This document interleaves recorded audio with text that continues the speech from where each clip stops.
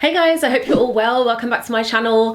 Today I'm filming a girl talk Q&A because I love doing these and I love just having just chatting and just talking about different topics and dilemmas. And so I asked on my Insta stories for any questions you had or anything. So I've pulled a few from there, and thank you guys all for your questions as well.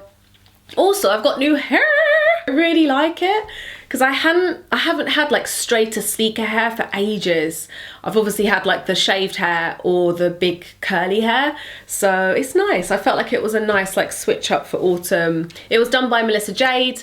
There's a link down below for where you can find out the unit that I have and things. So if you want more info on my hair, then check out the link. I really like the colour. I wanted some blonde in there. Ooh. I wanted some blonde in there, so I've got some ashy blonde. I'm scared. Some of these questions were quite some are a bit easier, some are a bit deeper, and I don't even know where to start. 23, getting sterilised in 3 months, sick of periods, started at 10, wow, started periods at 10, and don't want kids, bad decision? Oh my god, this is such a hard one because it's I don't know you, I don't know all of your thoughts behind it. I don't know if you've been thinking about getting sterilised for years and years. I can totally understand you being sick of periods. Oh god, honestly, I'm so sick of periods as well at this point. Do you know what though, when I read this, the first thing I thought of, because you said you don't want kids, which is totally fair enough, I didn't want kids for ages as well. I totally understand any women who don't want kids. I think people assume if you have kids, then you wouldn't understand what it's like to be someone who doesn't want kids. I totally understand people not wanting kids. So if you're definitely dead set on it, fine. But also, when I first read that, it just made me think of myself, because me at 23, I was no, do not want kids, not interested. Or for me, I was one day, but in distant future. And then for me, it was quite a quick process from going from don't want kids to I kind of want to have a kid. You know, you might feel differently about having kids at a later date. I'm maybe as long as you've had a really long, hard think about it, maybe, not that it's anyone else's business, but maybe if you've spoken to family and friends about it as well, and if you're dead set on it, then do it. You're an adult, you know, do what you want. But also for me, it's hard because I'd hate for you to do it and then realise you want kids. Maybe you already have, but at least have a year of really, really thinking hard about it. But yeah, that's hard.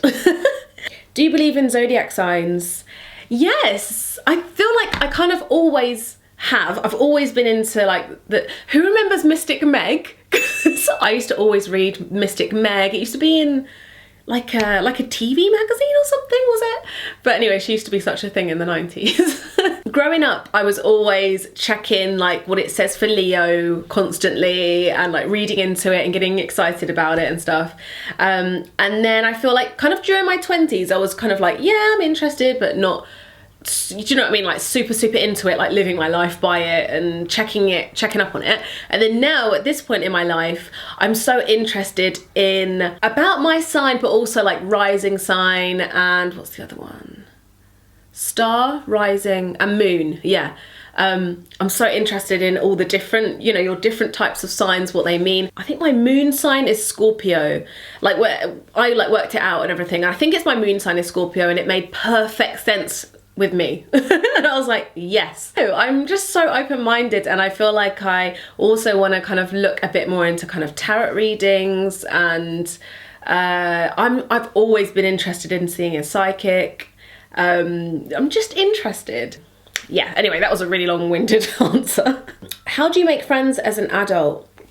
So yes, this is hard, and I've made a video on loneliness before, and I've talked before about how it's quite difficult making friends in your 20s and onwards, and I think I really kind of battled with it during my whole 20s, to be honest, and I think I've just come to the realization that you know, if you want something in life, you just have to put the effort in. So right now, I'm really trying to work on this as well, and I'm all I can do is put myself out there and be vulnerable. I sound like Brené Brown, but you do have to be vulnerable. And I think something as well I'm learning is to not kind of like lay everything out on the table straight away and like put all of my like worries and like problems and everything out there straight away, because I feel like I had been kind of unconsciously doing that for a little while. So I'm kind of like, okay, just chill at the beginning, because I feel like I'm very all or nothing, and I feel like once I'm friends with someone, I'm like, take all of me. Like, let's talk about the meaning of life and like what death would be like. And, do you know what I mean? So I don't know, I feel like sometimes I just need to chill and like wait till it gets to that point where you're both really comfortable talking about, you know, whatever it is. So yeah, honestly, I think it's like patience. Just put yourself out there. Put yourself, I've said this before, but put yourself into different situations, because it's like, is it Einstein, the quote where it's like, insanity is doing the same thing over and over again and expecting different results. And I feel like that's so true when it comes to, you know, trying to meet new people. Also, I think it's really important not to like beat yourself up if you're finding it difficult or if you don't have many friends, because I think it's really normal to go through times in like stages in life where, okay, you're struggling with that at the moment, is fine. Like, you know, at one point you're gonna meet great people, you just have to give it time. Because for me, I think I put a lot of pressure on it and that just made it worse. Also, like, if you're not finding the right people at the time you want to be meeting them, it's like that it's not meant for you at that time. So for me as well, I feel like all last year I like really beat myself up about it. But now looking back at my year, I'm like, no, I wasn't ready to like give myself to anyone, like in a friendship way or in a family way as well, a little bit. Like, I just was going through some stuff, so it wasn't the right time to try and be making new friends anyway. So sometimes it's like, yeah, just not meant to be at that time. How to deal with overprotective parents. Oh God, I didn't really grow up with like really overbearing, overprotective parents. So I don't know if I can give you like the best advice. But, and also I don't know how old you are, because some of that kind of depends on your age. If it was me, what I try and do with any situations like this is to literally just sort out time where you can sit down with them. And even like sometimes I write like little bullet points in case I forget something that I want to cover in like a kind of like a serious chat. Just talk, just communicate really clearly, because the only thing you can do is communicate and kind of, I think it's hard for parents a lot of the time to kind of let you go and respect that you can deal with life. And it's hard. I mean, even like now I'm a mum as well. I can imagine, like, I'm so scared for any stage that I'm going to be letting her go. So, but at the same time, I definitely want to give her her freedom and her respect and her own life. Talking and slowly easing them into the idea that you're gonna be fine. And also, even if you might not be fine sometimes, you need that time and those situations to grow as a person. No, like, nothing good is gonna come within your comfort zone. So anything that's, whenever they let you go and you push yourself out of those comfort zones in life, you're only gonna get better and better at life. Also, a lot of it is probably from if their parents were overprotective. So you could bring that up as well and be like, look, I know this is maybe the parenting style that you know, but there is a way that they can kind of, you know, or set some boundaries. Maybe start setting some like freedom boundaries. So starting with a little bit of freedom and then be like, you know, and once they trust that you'll be okay with that little boundary, then pushing that boundary out and out. But again, this kind of ties in with age. If you're quite young, then the boundary thing is maybe a better idea. If you're a bit older, for me, I would just do the talk and go from there. Oh my God, this one is so shit. Gaining weight after having twins. Wow. Well done for having twins. I can't even imagine like carrying twins, giving birth to twins, looking after twins. You're amazing. And the hubby is not supportive and is critical of you. This is crazy to me, because I'm like, surely most men would know, especially if it's like the father, you know, as well. Surely they'd know that you're it's so natural and necessary to gain a lot of weight, especially if you've had twins, and then the weight's going to come off. You know, it's just a matter of time and, like, you know, obviously eating well, etc, etc. But the first thing for me is, like, shouldn't he be more worried about you as a mum, like if you're doing okay, if you're like mentally okay, and instead of worrying about like your body and everything, shouldn't he be trying to support you with looking after the kids and everything? Okay, where do I start? Yeah, no, this is just so low, because already as a woman as well, you've had so many hormones flying about everywhere. Like for me, after having Indy, my self-confidence was quite low for a while, because like my body was so foreign to me. Like I didn't know how long it would take to get back to how I was before, or if I would get back to that. Like your partner should, do you know what I mean? Like all they should be is supportive, and the last thing you need is criticism on top of what you're already feeling. So for me, I would, if I could, like talk to some family and friends about this as well, and kind of get their support on how you're feeling, because you're so right to feel that this is not right. And do you want to be with him? Because that sounds so kind of like degrading, and just like that's just not what you want in a partner. Like for someone to be making you feel low, that's like not a good sign. Sit down and have a serious talk about, like, look, I'm already feeling like a certain way. Jason's home.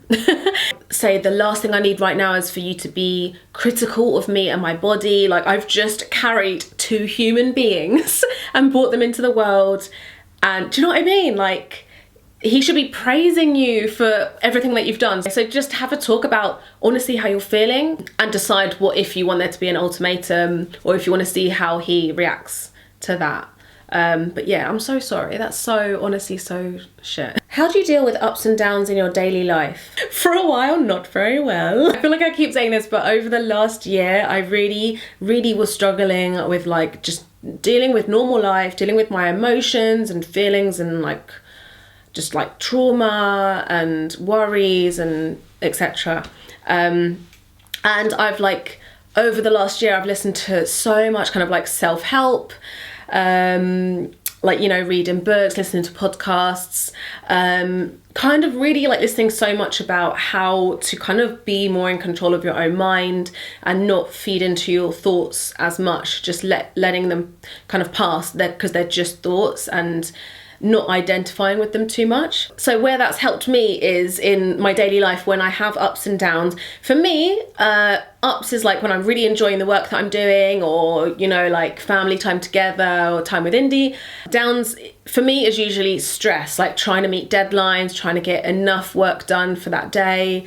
The mornings, weirdly, because I've always been a morning person, but mornings are quite difficult for me a lot of the time, like like thought wise. So firstly, say for stress, what I try and do at the moment is to kind of identify the exact thing that's stressing me out. So if it's kind of like a bit of a vague like stress that I've got, I'm like, okay, what are you stressed about? So, you know, and if I've got like a notepad near me, I'll literally like write down all the stresses that I'm feeling. And then I kind of look at them, look at the ones that I can fix like right now, look at the ones that are bigger things that say I need to get done. But overall, just be like, okay, just accept that you've got these things that you're wanting to do, and just accept that you're dealing with the things that are easiest to deal with now. The things that are going to take a bit longer, they're going to take a bit longer. Just accept that. Or if there's something that I'm definitely not going to get done that day, just accept I'm not going to get that done today, and literally kind of just put it behind me, or like slash push it towards tomorrow, and just be like, okay, that has to be dealt with tomorrow, because if I try and rush and deal with that today, it's going to make the quality of everything else decline. This is probably quite rambly, but also I always try and remember that like being stressed about something is not, it's not going to help the situation. So me sitting there trying to work already, but also feeling just super stressed is not going to help the work that I'm doing. So, and stress is just an emotion. So the quicker I can kind of realize that, and like why I'm feeling so uptight, the quicker I can kind of let some of it go and just carry on working, or do you know what I mean? Like get shit done that I need to get done. I try not to put too much pressure on myself to constantly be happy as well, because that's not sustainable. It's not sustainable to always be happy all day. Like, it's amazing if you can be that and you're like a Zen master, but it's so normal in life to like have ups and downs. So also, if you're in a down period, it's kind of weirdly nice because you know you're gonna come up again from it. Like, there's only one way you can go from feeling really low. So yeah. Unless you're clinically depressed, a bit more complicated. Ooh, opinions on open relationships. I'm so interested in them. Like, how do they work? How, like, do you just never get jealous? Like, is anyone in an open relationship or like has any experiences with them, and like, has it gone well, or has it gone like not how you thought it would go? I mean, I don't know. I don't really have that. I don't have much opinion because I've never had one. I've got one question here. How do you deal with anxiety? So I've spoken about anxiety so many times on my channel, but I just wanted to actually include this one because just recently I'm kind of going through a period where I'm like, oh no, like I'm doing great, or I have been going through that period. And then I think it was 2 weeks ago, I had like a social thing that I was going to, and I got so anxious about it. When you struggle with anxiety, you really get stuck into this pattern of how you deal with it and how you're feeling at that time. And usually for me, it would be like, I get really bad, and then I just cancel the thing. Because I'm just like, no, I'm feeling so bad, like so not up to it, I'm just gonna cancel. And this time I got like so bad, was thinking about cancelling. Also, I self-sabotage a lot of the time. So if I'm supposed to be meeting people at a certain time, I'll like, I don't mean to do it, but I'll kind of not get ready for ages, and then I'll kind of be late, and then I'll be like, oh no, I'm late anyway, like I can't go. So it's just I'm very aware of my own behaviour. But yeah, I got really sort of bad for me anyway. And then I was talking to Jason and I was like, look, I'm not gonna go, I don't think I'm gonna go. And he was like, no, go. And it's really good that I had him there to just kind of push me to still go. And it was so hard to go. I felt so uncomfortable like the whole time driving there in the car. And I felt like a bit like not great when I was there, like half the time. And I felt a bit shaky, but I did it. Like I didn't follow the same pattern. It was just so nice to not let it win. And yeah, it just showed me like when you're at that horrible, like the hardest point, doesn't mean you have to cancel. It doesn't mean you're gonna die, you know? Like, it's literally just a feeling, and it's like your body and your mind and body have kind of got themselves into a pattern, but you can still do the thing. And now I'll know that before I felt this bad and I still went and I felt better. So, you know, anyway, I'm trying to like meet anxiety and like turn it on its head and just, do you know what I mean? Like, get through it. Okay. That was very long and drawn out. How surprisingly common is it for women to not have orgasms and nobody speaks about it? This is so common, and it's like, I feel like this just comes from even so early in our education, like with sex education. We're taught about how men ejaculate and how women have children. You know, a lot of the time girls don't even know like how to masturbate. I feel like we all just have to like teach ourselves from just different kind of sources and pull together like different bits of information and then just trying to figure it out. So I feel like masturbation for women should be talked about so much more. And then like the more men know about it, they'll know that that's the way to make a woman orgasm. Most of the way that women orgasm is from clitoral stimulation. I'm not an expert on this at all. But I feel like if more men knew that, you could be utilizing that during sex, so both parties can, you know, fake orgasms just need to stop, because obviously it's like reinforcing for men that they can do like the minimum and oh, it's fine. Do you know what I mean? So if you're like really wanting to orgasm more, but you're faking orgasms, you're never gonna get to that point, because obviously that the guy's thinking he's doing all the right things. So yeah, I've never faked an orgasm in my life, ever. Because I think from a really young age, not really young, I wasn't like super young, but from when I started to be sexually active, I was like, why am I gonna I've never, ever, why should I?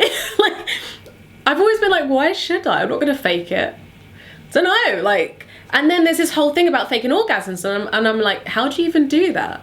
So yeah, actually I really want to do another girl talk just on like sex and that topic, so that would be good. Okay, so I think they're all the questions I'm going to cover today, but I'm definitely want to do another one. So if you've got any questions, leave them down below, or watch out for my Insta stories as well, because that's usually where I post to ask you guys for any questions that you have. Maybe I should start numbering these as well. Anyway, thank you guys for watching. I hope you enjoyed this. I always love chatting. It's always really fun and it's always really interesting, and I always hope I've helped in some way or just helped to kind of open a conversation about things. Also, as always, I always say in these videos, feel free to kind of open up the discussion on any of these topics in the comments. Thank you guys for watching, and I'll see you in the next one. Bye.